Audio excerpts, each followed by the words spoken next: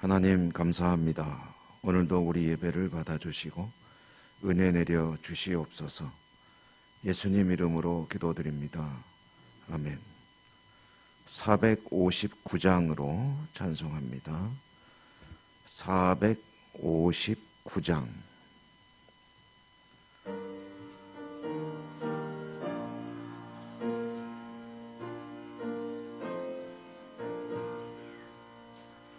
누가 주를 따라 섬기려는가? 누가 죄를 따라 주만 따를까? 누가 주를 섬겨 남을 구할까? 누가 주의 뒤를 따라가려나? 부르심을 받아 주의 은혜로 주를 따라가네. 주만 따르네. 세상 영광 위에 다름 아니요. 그 신사랑이네. 주만 따르고 주가 내려주신 은혜 힘입어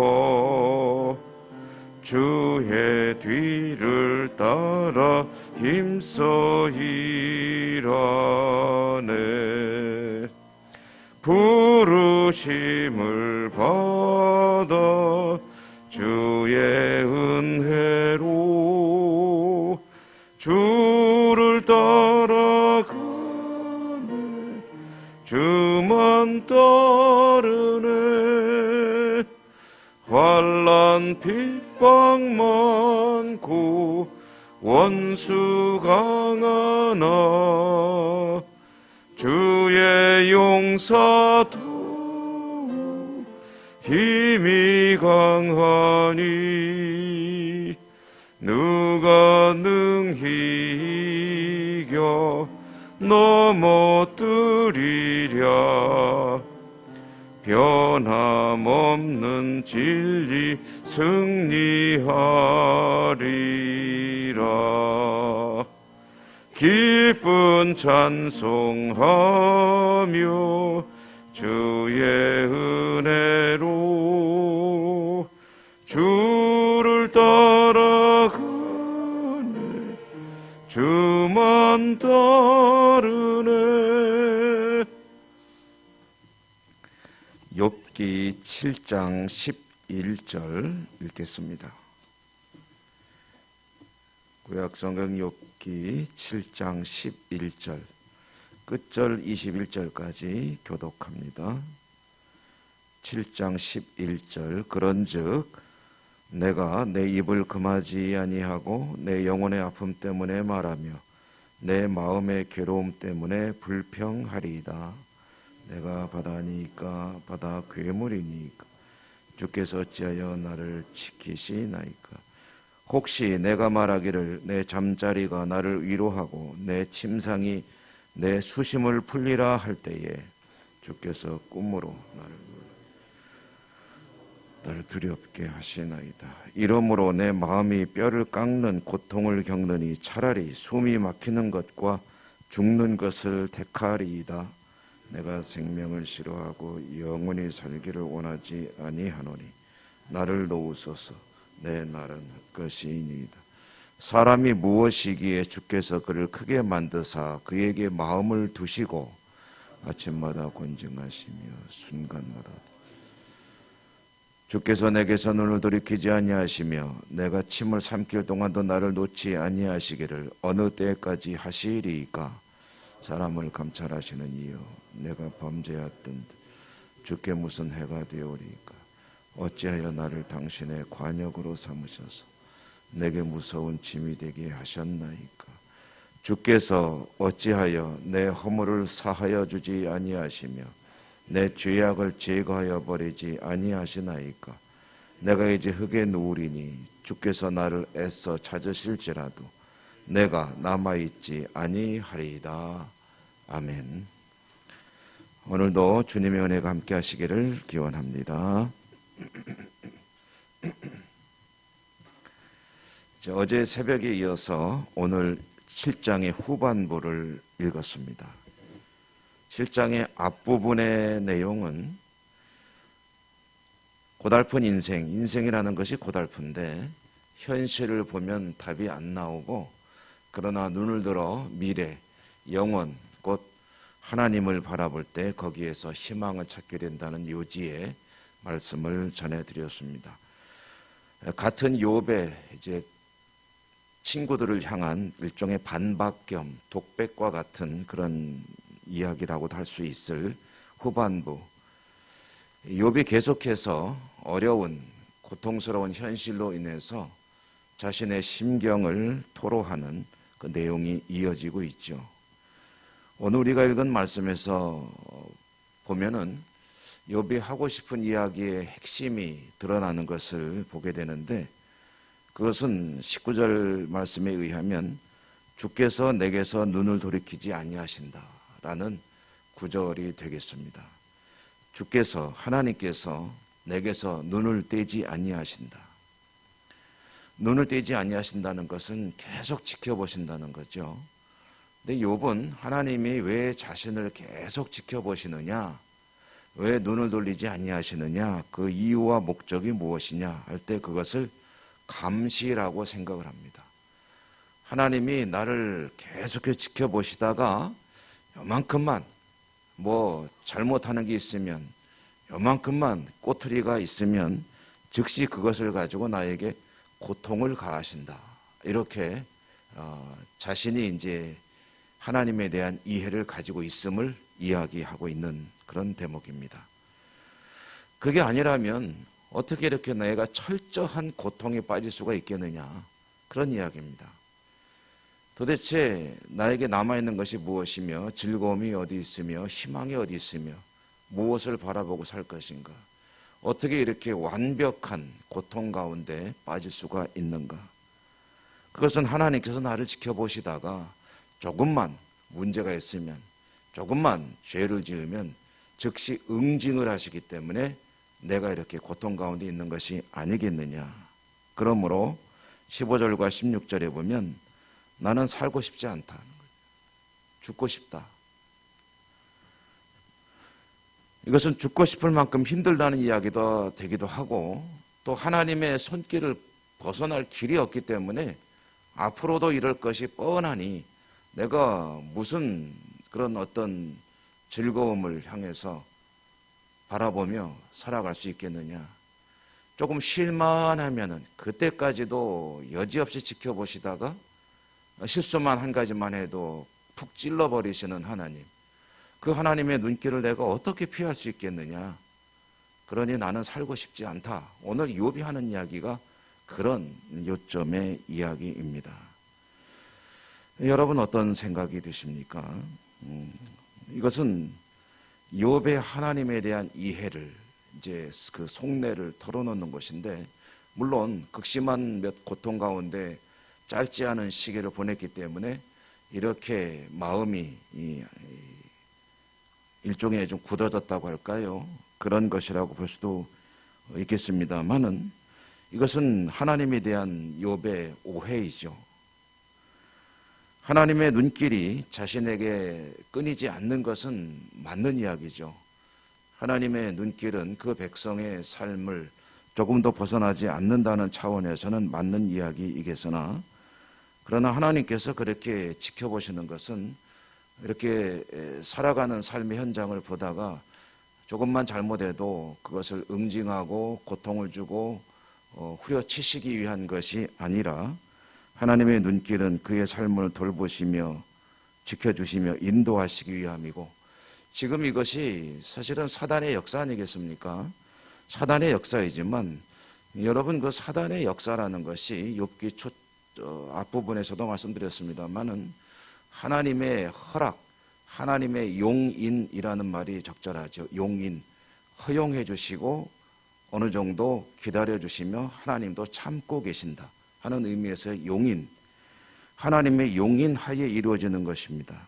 그러니까 이건 하나님이 그냥 아프거나 말거나 내버려 두는 것이 아니라 사실 사단의 역사를 허락하시는 그 뒤 배경에는 하나님이 갖고 계신 또 다른 계획이 있죠. 하나님이 그저 요 사단하고 내기를 하기 위해서 이 욥이 이런 고통을 당하게끔 네 마음대로 해봐라, 죽이지만 말아라 라고 내팽개친 것이 아니라 사실은 이 사단의 역사 뒤에도 하나님은 갖고 계신 계획이 있다라는 것이죠. 그리고 지켜보고 계신 것이지, 하나님께서 이와 같이 욥을 아주 감시 철저하게 감독하시다가 옴짝달싹 못하게 하기 위함이 아니다. 그런데 욥이 하나님을 그렇게 이해하고 있다라는 것은 어떤 이야기가 되겠습니까? 하나님을 잘못 알고 있다는 거죠. 어쩌면 욥이 그렇게 철저한 신앙으로 살았던 그 배경, 그 근저에 있는 생각도 이런 것이 아닐까 하는 생각도 해볼 수가 있습니다. 어찌 그렇게 철저하게 하나님 앞에 요만큼이라도 과업 없이 살려고 했는가? 하다못해 입술로라도 죄를 범하지 않으려고 했는가? 하나님한테 잘못 보이면 끝난다, 이런 생각을 가지고 있기 때문이 아니었겠느냐. 그 욥의 신앙의 근본 뿌리가 지금 민낯이 하나하나 드러나고 있는 것이다 라는 이야기가 되겠습니다. 어쩌면 이 사람의, 인간의 신앙이라는 것은 사실 평상시 또는 무엇이든 잘 될 때는 별로 드러나지 않는 것 같습니다. 고통의 때에 그 사람의 진짜 신앙이 드러나게 된다는 것이죠. 지난 주일에 달란트 이야기를 우리가 함께 하면서 한 달란트 받은 종이 도대체 그것을 왜 땅에 묻어두었나 라는 이야기를 나누어 볼 때 가장 근본적인 이유는 그는 하나님을 잘못 알고 있었다. 주인을 잘못 알고 있었다. 주인은 엄한 사람이요, 그리고 심지 않은 데서 거두는 그런 욕심이 많은 사람이요, 조금만 잘못하면 가차없이 처벌하는 사람인 줄 알았으므로 내가 두려워하여 당신이 준 것에다가 요만큼도 손상이 안 가게 하려고 땅에다 그대로 묻어두었나이다. 이제 그대로 잘 보존했으니 받으시옵소서라고 하는 것은 주인에 대해서 철저하게 오해를 하고 있었다는 거죠. 주인은 그것을 가지고 내가 할 수 있는 재능을 최대한 발휘해서 이것으로 한번 해봐라 라고 그것을 맡기고 한 것이고, 사실 맡길 때 손해를 기대하는 주인이 어디 있겠습니까? 그것으로 뭔가 열매가 남게 되기를 바라는 마음으로 맡긴 것이지, 그거 하다가 요만큼이라도 손해가 생기면 너는 없다, 국물도 없다, 이런 뜻으로 그걸 맡긴 것은 아니거든요. 그런데 자신이 가지고 있는 주인에 대한 잘못된 이해를 가지고 그렇게 짧지 않은 세월, 오랜 후가신한도에 오는 주인을 맞이했다면 그 세월이 얼마나 아까운 것이고 인생이 허비된 것이냐.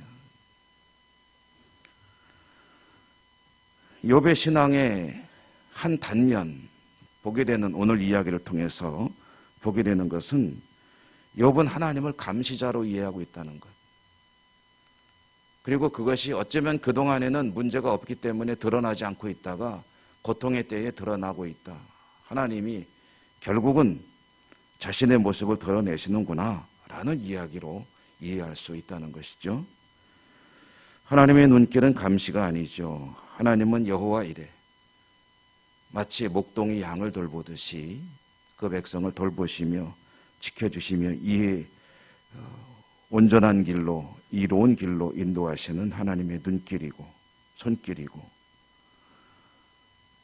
고통이 하나님의 징계 심판의 상징이 아니라 그 뒤에는 틀림없이 하나님이 갖고 계신 뜻이 있다.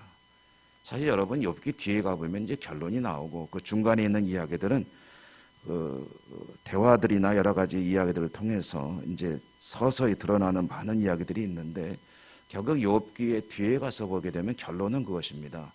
이 고통을 통해서 욥이 다다르는 그런 수준은 이제 하나님을 직접 만나게 됨으로써 그동안의 모든 것이 다 모래성과 같은 것이었다는 독백으로 욥의 결론이 주어지게 되거든요.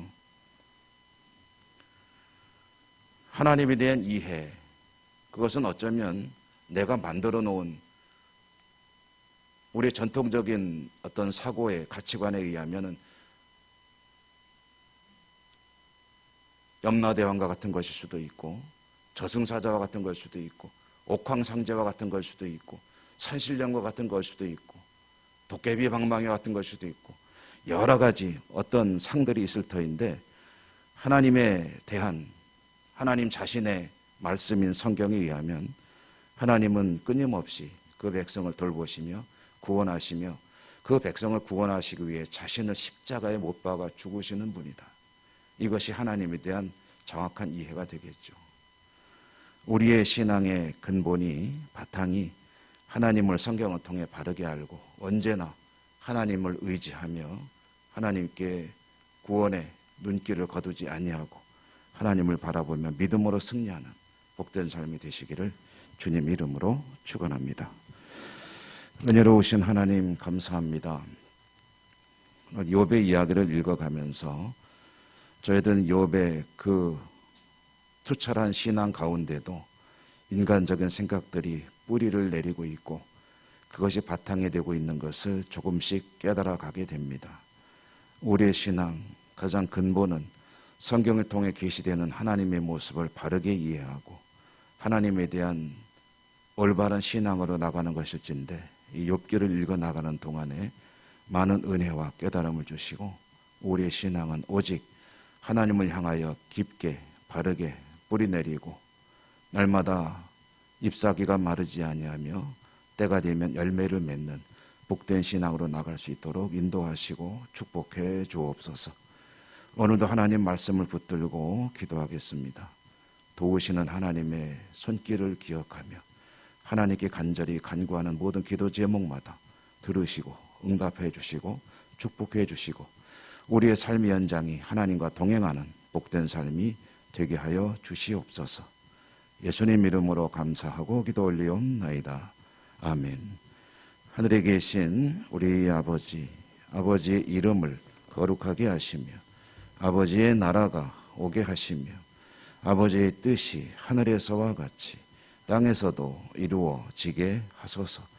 오늘 우리에게 일용할 양식을 주시고 우리가 우리에게 잘못한 사람을 용서하여 준 것 같이 우리 죄를 용서하여 주시고 우리를 시험에 빠지지 않게 하시고 악에서 구하소서. 나라와 권능과 영광이 영원히 아버지의 것입니다. 아멘. 오늘도 말씀을 통해서 깨달은 바가 여러분의 기도 제목이 되시기 바라고요. 또 하나님 앞에 가지고 나온 기도 제목들, 개인적인 것, 또 우리 공동체의 기도 제목들 하나님께 하나하나 기도하시기 바랍니다. 다 같이 간절한 마음으로 하나님께 기도하겠습니다.